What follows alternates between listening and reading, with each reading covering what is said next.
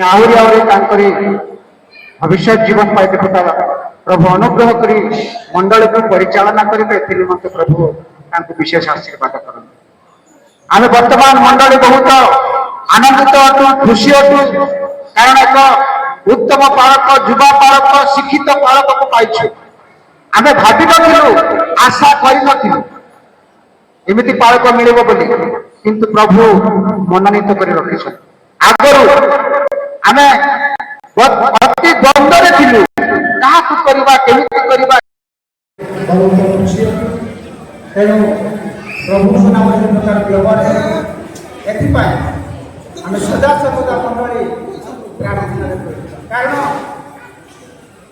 यौवन जीवन गोटे उत्तमांश आशा तेणुक यौवन काल प्रभु आम जोगाई तेणुक आम सब परिवार प्रार्थना पुणी बेला पुस्तक मनुष्य प्रभु अनुग्रह कर ए मंडल हार बहन करने निमंते प्रभु दायित्व ये जुआल करवा प्रभु मंगल तेणुक सदा बेले परिवार यौवन जीवन को आम प्रार्थना स्मरण कर निहाती सब प्रार्थना मु अनुरोध कर दिगर देवट महाशय से आसी पदे 2 मिनिट गोटे परामर्श देवी प्रार्थना हम आपण मैंने नूतन पालन देखुं सम्मान देवा पड़ो विशेषकर जिते युवक मान कहि आज युवक मैंने युवक समिति मंडल उपासना नियमित जोड़ कारण तुम बयस सामान हो पाए बड़ हो पाए सामान हो पाए आपण मैंने जो प्रिय युवक मैंने आगे युवक को पालक भाव में आनी कहले आशीर्वाद समस्ते हाथ उठाओ युवक मैंने हाथ उठाओ very good very good very good प्रभु तुमको आशीर्वाद करेंगे एणु युवक मान विशेष कहि युवती मान कहि जे सब बेले गिरजा उपासना जोगदी वाक्य शुणा हम उपासना पूर्ण करने को हम बाबू आलोचन पालक बाबू कहि निश्चित निश्चित तार सेवा आज प्रभु कौन कले गोटे आसन देदेले से बुझी पार ना कौन जीवन किंतु निश्चित से मंडली निमंते सर्वदा प्रार्थना करेंगे समितिर उपासना मान आसी सहयोग करेंगे अनेक विषय अवश्य परामर्श दे पारे अनेक विषय बुझ सब बर्तमान सराई करें मन रखा युवक मैंने युवती मैंने आवाज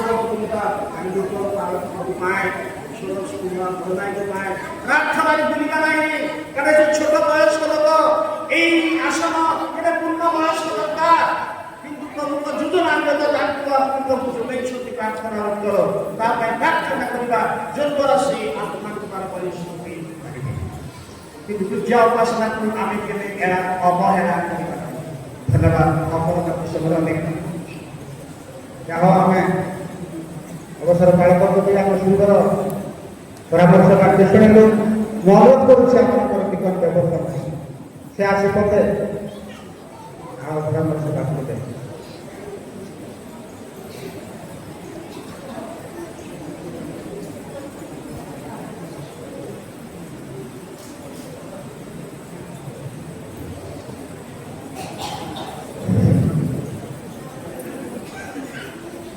प्रेमिक प्रभु धन्यवाद मंडल को एत प्रेम कले दया कले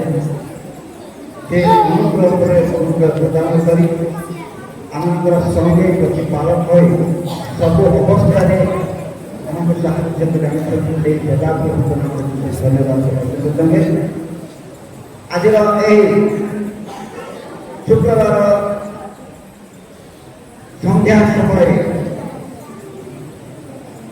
जो समस्त हिंसा कर प्रार्थना करूँ प्रभु कौन कहते शुणी उत्तर जहाँ निमंते आम प्रार्थना करूँ निष्पत्ति उत्तर आसूचे आम धन्यवाद दे प्रभु विषय व्यक्त कर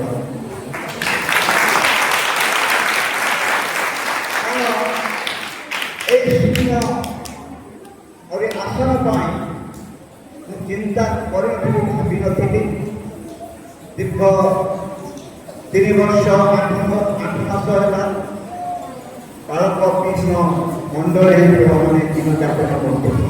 ତଥାପି ସେମାନଙ୍କର ଅବସର ବାଳକ ସବୁ କାର୍ଯ୍ୟ କରି ଯାଉଥିଲେ। ପ୍ରଭୁ ପୂର୍ଣ୍ଣ କରିଛନ୍ତି ସେ ଆସନକୁ ଧନ୍ୟ ସେ ଚିରବା ଧୀରେ ଯୋଗାଇଛନ୍ତି ତାଙ୍କରି ପବିତ୍ର ନାମରେ ଧନ୍ୟବାଦ କରୁ। ପୁଣି ମୁଁ ଭାବିନଥିଲି ଚିନ୍ତା କରିଥିଲେ ଚକ୍ଷୁ ନୂତନ ବାଳକ ଦେଖିବ କି ନାହିଁ। ସେଇ ପ୍ରକାର ଧର୍ମଶାସ୍ତ୍ରରେ ମୋତେ ମନେ ପଡ଼ୁଛି ଯେତେବେଳେ କି ସିମିୟନ ଧାର୍ମିକ ବୁଢ଼ା ସେ ଯୀଶୁଙ୍କର ଜନ୍ମ ଦେଖିଲେ ତାଙ୍କୁ ହସ୍ତରେ ଧରିଲେ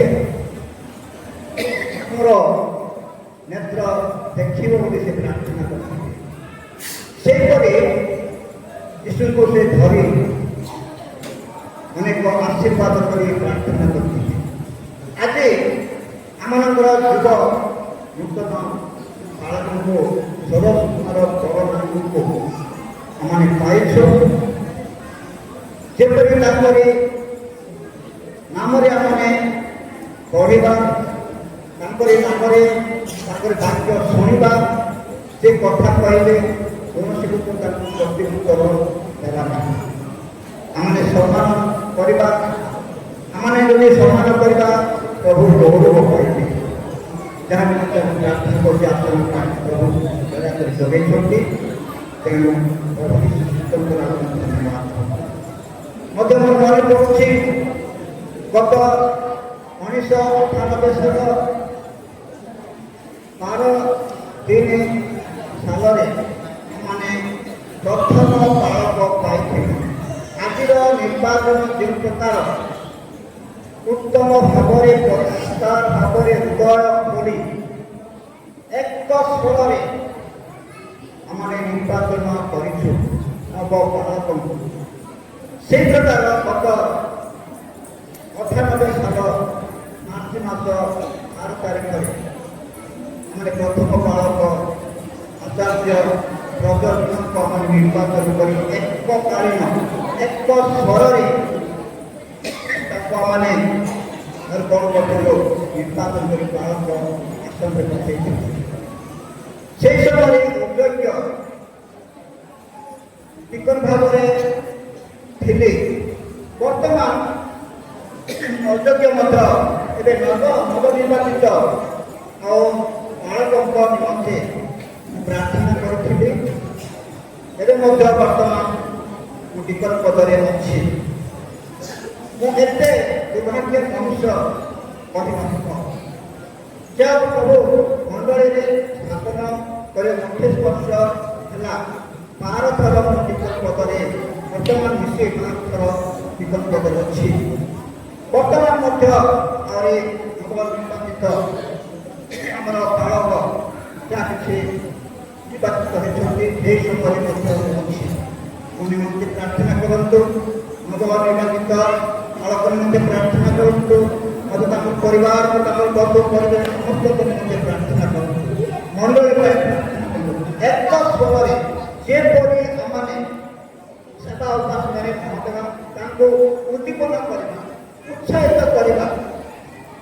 ଏହିପରି ଆଉ ଏଇ ନିର୍ବାଚିତ ବାଳକ ଯେମିତିକି ଉଦ୍ଦୀପନ ସହିତ ଆପଣମାନଙ୍କୁ ମୋତେ ଶିକ୍ଷା ଦେବେ। ଆପଣଙ୍କ ସହିତ ସମସ୍ତ ଆହୁରି ପରିଚୟ ପାଇବେ। ବାଳକଙ୍କୁ ଆଶୀର୍ବାଦ କରନ୍ତୁ। ବର୍ତ୍ତମାନ ଅଧିକ କିଛି କହିବାକୁ ଚାହୁଁନି। ସମୟର ଅଭାବ ଯାହା କୋଉ କୋଉ ବିଷୟ କହିଦେଇଛି ସେ କ୍ଷେତ୍ରରେ ନମସ୍କାର।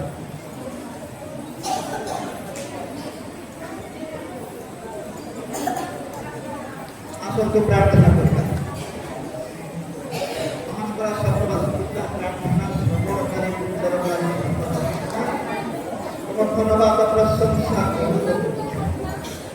ପ୍ରଭୁ। ଯେଉଁ ବାଳକ ଆସନ ଖାଲି ଥିଲା ସମ୍ପୂର୍ଣ୍ଣ କରିବା ପାଇଁ ମଣ୍ଡଳୀ ଆସି ବିଶ୍ୱାସୀମାନେ ନିତ୍ୟ ନିତ୍ୟ ପ୍ରାର୍ଥନା କରୁଥିଲେ। ସେମାନଙ୍କର ପ୍ରାର୍ଥନା ଶୁଣିଲ, ଉତ୍ତର ଦେଲ, ମଧ୍ୟ ପ୍ରଭୁ ସେ ନିଷ୍ପତ୍ତି ଦେଇ ହବ তুমি নির্বাচিত করে প্রভু আশ্রয় দিচ্ছ ধন্যবাদ করতে প্রশংসা করছি তাঁকরি দর্শন পর্যন্ত যেপরি মণ্ডলী ভিতରୁ ତଳପ ହୋଇସାରି ପଢ଼େଇ ନେଲେ ସମସ୍ତଙ୍କର ଆଦର୍ଶ ସ୍ୱରୂପ ସମସ୍ତ କାର୍ଯ୍ୟ କରିବେ ଏଥିପାଇଁ ସମ୍ପୂର୍ଣ୍ଣ ତାଙ୍କୁ ପବିତ୍ର ଆତ୍ମାଙ୍କର ଅଭିଷେକ ଦେଇ ପବିତ୍ର ଆତ୍ମାଙ୍କ ଚାଳନା ଜ୍ଞାନ ବୁଦ୍ଧି ଦେଇ ତାଙ୍କୁ ସମ୍ପୂର୍ଣ୍ଣ ପ୍ରଭୁତ୍ୱ କରି ନାମ ସକାଶେ ଗ୍ରହଣ ପାଇଁ ପ୍ରଭୁ ତାଙ୍କ ପରିବାର ତାଙ୍କରି ସମସ୍ତ ଉପରେ ତମେ ଆଶୀର୍ବାଦ କରି ସମସ୍ତ ବାଦେ ମଙ୍ଗଳଙ୍କର ବିନାଶ ସୁନାମରେ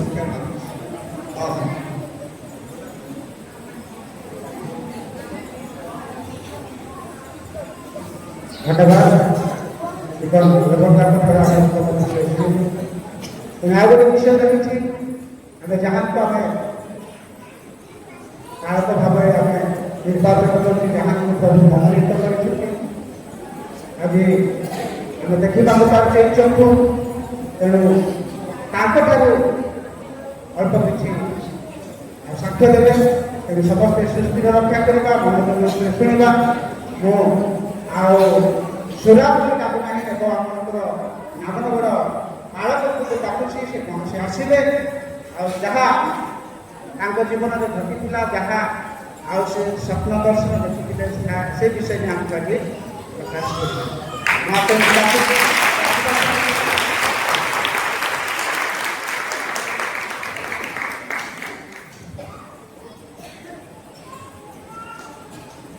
प्रभु आश्रित प्रत्येक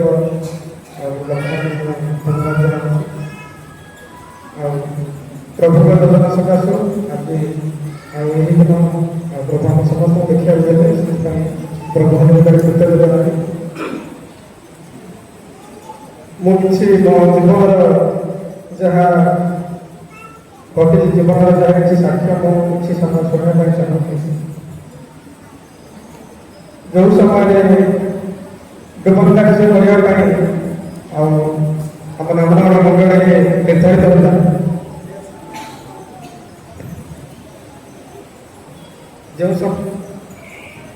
जो समय नामनगर मंडल डुबन कार्य करने निर्धारित होता से समय आम परिवार मध्य मत समस्ते कहते डुबन हाँपाई किंतु मो मन इच्छा ना जेहेतु मन जागतिक विभिन्न प्रकार जहाँ भी रही से सब मत बाहर कर किंतु जिते मो भाषी डुबन हाँपाई इच्छा करी मोर इच्छा ना किंतु जेहेतु आम परिवार समस्ते मत अनुरोध कर तो बाध्य डुबन हाँपाई इच्छा करी जो दिन डुबन कार्यक्रम था गत रात्रि जो शोई से स्वप्न माध्यम देखी जो जगह शोई से जगह गोटे सर्प मो मुंड तलू से कौन धीरे से गति कर मो मुंड तलू से जाऊँ तो मुझे से रात्रि मो माँ को से कथा कहली एपरी भाव मत स्वप्न आसी तो माँ कहले ठीक अच्छे प्रार्थना करी तू सही तो मुझे रात्रि प्रार्थना कली प्रभु यह कि प्रकार स्वप्न जेहेतु शैतान इच्छा ना डुबन हाँपाई शैतान मत बारण करूला बाटाई डुबन हाँपाई बारण कर तो मो मन गोटे किसी प्रतिक्रिया सृष्टि है से मुझे डुबन हेबी ना से रात्रि जेहेतु जड़े शोली आम रूम में जड़े शो तो से रात्रि प्रार्थना हुए लाइट अफ कर शो लाइट डरी लाइट अफ कर शो जो दिन डुबन कार्य था से दिन आम समस्ते परिवार सह डुबन नामनगर आसलु अणाके बुलू जिते घरे एंट्री कली से टाइम मो जेजेमा जिते छात उपरक गले ଆଉ ଯାହା ଲୁଗା ସଫା କରିଥିଲେ ଶୁଖେଇଥିଲେ ଆଣିବା ପାଇଁ ସେ ସମୟରେ ସତକୁ ସତ ସାପ ଆସିଛି। ଆମ ଛାତ ଉପରେ ସାପ ଆସିଛି। ତ ମୋତେ ଜେଜେମା କହିଲେ ଆଉ ବାବୁ ଛାତ ଉପରେ ସାପ ଆସିଛି। ମୁଁ ଜନ୍ମାଧିକ ଆଉ କେବେ ଜାଣିନି ଆମ ଘରକୁ ସାପ ଆସିଲା, କିନ୍ତୁ ମୁଁ ଯେପରି ସ୍ୱପ୍ନ ଦେଖିଥିଲି ସେହି ପ୍ରକାରେ ମୁଁ ଯେତେବେଳେ ଏଣ୍ଟ୍ରି କଲି, ଘରକୁ ଯେତେବେଳେ ଏଣ୍ଟ୍ରି କଲି, ଠିକ୍ ସେ ସମୟରେ ଆମ ଛାତ ଉପରେ ଗୋଟେ ସାପ ଆସିଛି। ତ ସେଇଟା ମୋତେ ଜେଜେମା କହିଲେ, ତ ମୁଁ ଅତି ଆଉ ବହୁତ ଭୟଗ୍ରସ୍ତ ହେଲି। ମାନେ ଏଇଟା କ'ଣ, ଏଇଟା କ'ଣ ପ୍ରଭୁ ମୋତେ କ'ଣ ଏମିତି ମାନେ ଶୈତାନ କ'ଣ ମୋତେ ଏ ପ୍ରକାର ଗୋଟେ ଆଉ ଭୟ ଦେଖାଉଛି, ତା ମନେ ମୁଁ ଭାବିଲି ଏବଂ ଭୟଗ୍ରସ୍ତ ହେଲି। ବଟ୍ ମୋତେ ଡୁବ ନେବା ପାଇଁ ଇଚ୍ଛା ନଥିଲା। ଯେତେବେଳେ ପର୍ଯ୍ୟନ୍ତ ସମସ୍ତେ ପ୍ରସେସନ୍ କରି ଯାଉଥିଲେ ଡୁବ ନେବା ପାଇଁ, ସେ ପର୍ଯ୍ୟନ୍ତ ମୋତେ ଇଚ୍ଛା ନାହିଁ ଡୁବ ନେବା ପାଇଁ। ଯେହେତୁ ମୋ ମନରେ ଗୋଟେ ଇଚ୍ଛା ନଥିଲା ଯେ ମୁଁ ଡୁବ ନେବି। ତ ଯେତେବେଳେ ମୁଁ ଡୁବ ନେବା ପାଇଁ ଗଲି, ଗୋଟିଏ ତ ଇଚ୍ଛା ଥିଲା, ଯେହେତୁ ପାଳକ ନନା ତାଙ୍କେ ରିଟାୟାର୍ଡ ହେଇଯିବେ, ତ ମୋର ଗୋଟେ ଇଚ୍ଛା ଥିଲା ତାଙ୍କ ହାତରୁ ମୁଁ ଡୁବ ନେଇପାରିବି ନାହିଁ। ତ ମୁଁ ଭାବିଲି ପାଳକ ନନା ରିଟାୟାର୍ଡ ହେଇଯିବେ, ତାଙ୍କ ହାତରୁ ଡୁବ ନେଇଯିବି। ବଟ୍ ମୋତେ ମନରେ ଇଚ୍ଛା ନାହିଁ ଯେ ମୁଁ ଡୁବ ନେବି।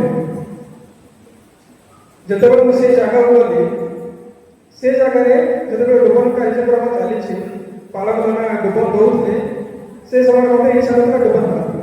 ବଟ୍ ସେଇ ଟାଇମ୍ରେ ମଧ୍ୟ ଆଉ ଗୋଟେ ସହିତ ଗୋଟେ ଟାଇପ୍ର ଗୋଟେ ମୋର ମାଇଣ୍ଡରେ ଆସିଲା, ମନରେ ଆସିଲା ଯେ ମୁଁ ଡୁବନ ଦଉନା। ସେ ସାପ ମୋ ଆଖି ସାମ୍ନାରେ ସେମିତି ନାଚୁଥିଲା। ତ ମୁଁ ଭାବିଲି ପ୍ରଭୁ ଏଇଟା ଆଉ କ'ଣ ଏଇ ଟାଇପ୍ର ସହିତ ମୋତେ ଆଉ ପ୍ରତିରୋଧ କରୁଛି ଯେ ତୁ ଡୁବନ ଦଉନା। ଏପରି କାହିଁକି ମୋ ମନରେ ହେଉଛି, ମୁଁ ବହୁତ ଚିନ୍ତା କଲି। ଯେତେବେଳେ ମୋ ପାଳି ଆସିଲା ଡୁବ ନେବା ପାଇଁ, ଯେତେବେଳେ ମୁଁ ଭାବିଲି ପ୍ରଭୁ ଏଇଟା ଶୈତାନର ଗୋଟେ ଚାଲ, ଶୈତାନ ଚାହୁଁନି ଯେ ତୁ ଡୁବ ନେ। ତ ମୁଁ ଚାହିଁଲି ପ୍ରଭୁ ଶୈତାନକୁ ପରାସ୍ତ କରିବା ପାଇଁ ତମେ ଯେହେତୁ ମୋ ପାଇଁ କୁଶଳୀ ପ୍ରାଣ ଦେଇଛ, ମୁଁ ଡୁବ ନେବି। ତ ମୁଁ ଯେତେବେଳେ ମୋ ପାଳି ଆସିଲା, ସେତେବେଳେ ଯେତେବେଳେ ପାଣି ଭିତରକୁ ଗଲି, ସେତେବେଳେ ସେ ଶୈତାନର ଯେଉଁ ଆଉ ସର୍ପ ମୋ ସ୍ୱପ୍ନରେ ଆସିଥିଲା, ସେ ସର୍ପ ଆଉ ମୋ ସ୍ୱପ୍ନରୁ ମାନେ ମୋ ମନରୁ ଆଉ ସେ ସବୁ ଦୂରେଇ ଗଲା। ଯେତେବେଳେ ମୁଁ ଡୁବ ନେଲି, ତାପରେ ଆଉ ସେ ସର୍ପର ସେ ପୁରା କିଛି ମନକୁ ଆସିଲି, ଡୁବ ନେଲି। ଏବଂ ଆଉ ଯେତେବେଳେ ମୁଁ ଶୁଣିଲି ଆଉ ଆମ ନାମନଗର ମଣ୍ଡଳୀରେ ଆଉ ପାଳକ ଚୟନ ହେବ, ସେତେବେଳେ ବହୁତ ଲୋକମାନେ ମୋତେ ଏପ୍ରୋଚ୍ କରୁଥିଲେ ଯେ ଆଉ ଏପରି ନାମ ଗୁଡ଼ାକ ଆସୁଛି, ଆଉ ତ ଆମେ ଚିନ୍ତା କରୁଛୁ ଆଉ ତମେ ପାଳନ କରିବା ପାଇଁ। କିନ୍ତୁ ମୋତେ ଇଚ୍ଛା ନଥିଲା, ଯେହେତୁ ଆଉ ଯାହା ବି ଡିଗ୍ରୀ କରିଥିଲି, B.Ed କରିଥିଲି, ମୋତେ ଇଚ୍ଛା ଥିଲା ଯେ ମୁଁ ଜବ୍ କରିବି। ଆଉ ବର୍ତ୍ତମାନ ମୁଁ ଗୋଟେ ପ୍ରାଇଭେଟ୍ କମ୍ପାନୀରେ କାମ କରୁଛି। ଆଉ ତ ମୁଁ ଭାବୁଥିଲି ମୁଁ ଜବ୍ କରିବି, ଆଉ ବହୁତ ପଇସା ଇନକମ୍ କରିବି, ଏବଂ ଯାହା ବି ଜାଗତିକ ଜିନିଷ ସେ ସବୁ ମନରେ ଆସିଥିଲା। ଯେତେବେଳେ ଲୋକମାନେ ମୋତେ ଏପ୍ରୋଚ୍ କଲେ, ସେ ସମୟରେ ମୋତେ ମନରେ ବହୁତ ଆଉ ଶୈତାନର ସବୁ ମାନେ ପ୍ରତିରୋଧ ଆସୁଥିଲା, ଯେହେତୁ ଲୋକମାନେ ଯାହା ବି କହୁଛନ୍ତି ସେ ସବୁକୁ ତୁ ଇଗ୍ନୋର କର, ସେ ସବୁକୁ ଇଗ୍ନୋର କର। ତ ଯେତେବେଳେ ଏବେ 2 ଦିନ ରାତ୍ରି ହେବ, ମୁଁ ଗୋଟେ କାମରେ ଯେଉଁଟାକି ଆମ କମ୍ପାନୀ କାମରେ ମୁଁ ରାୟଗଡ଼ା ଯାଇଥିଲି, ଜେକେ ରାୟଗଡ଼ା। ଆଉ ଜେକେ ରାୟଗଡ଼ାରେ ଆମର ଯାହା ବି କମ୍ପାନୀର କାମ ଥିଲା, କାମ ସାରିକି ଯେତେବେଳେ ମୁଁ ଶୋଇଛି, ସେ ରାତ୍ରିରେ ଆଉ ଯେତେବେଳେ ମୁଁ ମନରେ ଭାବୁଛି ଯଦି ମୋତେ ଗାଁରେ ବି ଯଦି କହିବେ ଏପ୍ରୋଚ୍ କରିବେ, ତ ମୁଁ ମନା କରିଦେବି ଯେ ମୋର ଇଚ୍ଛା ନାହିଁ। ତ ସେତେବେଳେ ଆଉ ରାତିରେ ପ୍ରାୟ 1 ଘଣ୍ଟା ସମୟରେ, ଘଣ୍ଟେ ସମୟରେ ମୋତେ ଏପରି ଗୋଟେ ସ୍ୱପ୍ନ ଆସିଲା ଯେ ସ୍ୱୟଂ ଯୀଶୁ ଖ୍ରୀଷ୍ଟ ମୋ ପାଖକୁ ଆସି କହୁଛନ୍ତି, ବାବୁରେ ମୁଁ ତୋ ପାଇଁ ଜୀବନ ଦେଲି, ତୋ ପାଇଁ ମୋ ରକ୍ତ ଦେଇଦେଲି, ମୋତେ ଗାଲରେ ଚାପୁଡ଼ା ମାରିଲେ, ମୋତେ ମୋ ବସ୍ତ୍ର ଗୁଳିମାଡ଼ କଲେ, ମୋତେ ମାରି କୃଷକ ଟଙ୍କାଇଦେଲେ। ତୁ ଯଦି ଆଉ ମୋ ମର୍ଣ୍ଣିତ ମଣ୍ଡଳକୁ ତୁ ଯଦି ସମ୍ଭାଳିବା ପାଇଁ ଆଉ ରାଜି ନ ହଉ, ତେବେ ମୁଁ ତୋ ପାଇଁ ମରିବା ସବୁ କରଟେ ବୃଥା ହେବ। तो ଯେତେବେଳେ ମୁଁ ସ୍ୱପ୍ନ ପାଇଲି ପ୍ରଭୁ ପ୍ରାର୍ଥନା କଲି ପ୍ରଭୁ ଆଉ ମତେ ତ ଇଚ୍ଛା ନାହିଁ ବଟ୍ ତମ ଇଚ୍ଛା ସଫଳ ହେବ ତମେ ଯାହା କିଛି ମୋ ପାଇଁ ଯୋଜନା ରଖିଛ ସେ ଇଚ୍ଛା ସଫଳ ହେବ ମୁଁ ମଣିଷ ପ୍ରଭୁ ମାଟିରେ ଗଡ଼ ମାଟିରେ ମିଶି ବଟ୍ ତୁମେ ମୋ ପାଇଁ କ'ଣ ଇଚ୍ଛା ରଖିଛ ସେ ଇଚ୍ଛା ମୋ ଜୀବନରେ ସଫଳ ହେବ ଏବଂ ପ୍ରତ୍ୟେକ ଟାଇମ୍ରେ ମୋର ଆଉ ଯେତେବେଳେ ମୁଁ ପ୍ରାର୍ଥନା କରେ ସେତେବେଳେ ମୁଁ ଗୋଟିଏ ପ୍ରାର୍ଥନା କରେ ମୁଁ ଜାଣିନି କିନ୍ତୁ ମୋ ଆଉ ମୁଖ ଏଇ କଥା ବାହାରେ ପ୍ରଭୁ ମୋତେ ଯାହାବି ମୁଁ ନିଜେ ପ୍ରାର୍ଥନା କରେ ଲାଷ୍ଟ ଗୋଟେ କଥା ହିଁ ବାହାରିବ ପ୍ରଭୁ ମୋତେ ତୁମ ପାଇଁ ବ୍ୟବହାର କର ପ୍ରଭୁ ମୋତେ ତୁମ ପାଇଁ ବ୍ୟବହାର କର ପ୍ରଭୁ ମୋତେ ତୁମ ପାଇଁ ବ୍ୟବହାର କର କାରଣ ମୁଁ ଜାଣିନି ଏ ୱାର୍ଡ କେମିତି ଆସୁଥିଲା ଏବେ ହିଁ ନୁହଁ ଯେତେବେଳେ ମୁଁ ପ୍ରଭୁଙ୍କୁ ପାଇଲି ସେ ସମୟଠାରୁ ଏଇ ପ୍ରାର୍ଥନା ହିଁ କରୁଥିଲି ଏ କିଛି ସମୟ ଦିନ ମୁଁ ଏ ପ୍ରାର୍ଥନା ବନ୍ଦ କରିଦେଇଥିଲି ପ୍ରଭୁ ତୁମେ ମୋ ପାଇଁ ବ୍ୟବହାର କର ମୋ ପାଇଁ ବ୍ୟବହାର କର ଏ ପ୍ରାର୍ଥନା ବନ୍ଦ କରିଦେଇଥିଲି କାରଣ ମୋତେ ଇଚ୍ଛା ନଥିଲା ଏ ପଦବୀ ପାଇଁ ତ ପ୍ରଭୁ ମୋତେ ପବିତ୍ର ଆତ୍ମା ଦ୍ୱାରା ପ୍ରେରଣା କଲେ ଯେ ମୋ ମଣ୍ଡଳୀ ଯିଏକି ଖାଲି ସ୍ଥାନରେ ଅଛି କିଏ ଗାଈଟି କରିବା ଲୋକ ନାହାନ୍ତି ମୋ ମଣ୍ଡଳୀରେ ସେଥିପାଇଁ ତୁ ହିଁ ଖେଳବାକୁ ହବ ତ ମୁଁ କହିଲି ପ୍ରଭୁ ତୁମ ଇଚ୍ଛା ସଫଳ ହେବ ମୋ ଇଚ୍ଛା କିଛି ନୁହେଁ ଧନ୍ୟବାଦ ତ ମୁଁ এই বিষয়ে তো ମୋର ତ ଏବେ ବୟସ ହେଲା 26 ମୋର କିଛି ଜ୍ଞାନ ବୁଦ୍ଧି ବି ନୁହଁ କି କିପରି ଭାବରେ ମୁଁ ମଣ୍ଡଳକୁ ପରିଚାଳନା କରିବି କିପରି ଭାବରେ ଆଉ ପ୍ରଭୁଙ୍କ ଲୋକମାନଙ୍କୁ କଳାଇ ନେବି ବା ମନ୍ଦିର କରୁଛି ଆଉ ଆଜିଠାରୁ ମନେ ମନେ ପ୍ରାର୍ଥନା ରଖନ୍ତୁ ମୁଁ କିପରି ଆତ୍ମିକ ଭାବରେ ଆଉ ଦେଖେଇଲା ପରି ଆତ୍ମିକ ଭାବରେ ଯେପରି ମୋର ବିହେଭିୟର ମୋର ଆଟିଟ୍ୟୁଡ ଏବଂ ମୋର କନଭରସେସନ ଲୋକମାନଙ୍କ ସହିତ କେମିତି କଥା ହେଇ ସେସବୁ ଯେପରି ପ୍ରଭୁଙ୍କ ନିମନ୍ତେ ଗୌରବ ହେବ ସେହିପରି ସମସ୍ତଙ୍କ ପାଇଁ ପ୍ରାର୍ଥନା କରନ୍ତୁ ଆଉ ଗୋଟେ ବିଷୟ କହିବାକୁ ଚାହେଁ ମୁଁ ପ୍ରାୟ ଦେଖେ ଏକ୍ସମାସ ସମୟରେ କ୍ରିସମାସ ସମୟରେ ପ୍ରାୟ ଯୁବକମାନେ ଚର୍ଚ୍ଚକୁ ଆସୁନାହାନ୍ତି ଯେତେବେଳେ ନିଲାମ ହେବ ସେ ସମୟରେ ହିଁ ଆସନ୍ତି ଏଇଟା ପ୍ରଭୁଙ୍କର ଗୌରବ ବିଷୟ ତ ଆସିକି ଆଉ ଡ୍ୟାନ୍ସ କରିବା ଆଉ ଆସିକି ସମର୍ଥନ କରି ଆଣିବା ଏହା ବଡ଼ କଥା ସମସ୍ତେ ଯେପରି ଚର୍ଚ୍ଚକୁ ଆସିବା ଏବଂ ପ୍ରଭୁଙ୍କ ପାଇଁ ଆତ୍ମିକ ଭାବରେ ବ୍ୟବହାର କରିବା ଏଇଟା ହିଁ ବଡ଼ କଥା କାହିଁକି ଯେଉଁ ପ୍ରକାର ଦିନ ଆସୁଛି ସେ ପ୍ରକାର ଦିନ ନିମନ୍ତେ ଆଉ ଆମେ ସମସ୍ତେ ପ୍ରସ୍ତୁତ ହେବା ଦରକାର ତ ସମସ୍ତେ ପ୍ରାର୍ଥନା କରନ୍ତୁ ଏବଂ ସମସ୍ତେ ଆଉ ମନେ ମନେ ପ୍ରାର୍ଥନା ରଖନ୍ତୁ ଯେପରି ପ୍ରଭୁ ମୋତେ ଆଉ ସୁନ୍ଦର ଭାବରେ ପଢ଼ାଇବେ ଧନ୍ୟବାଦ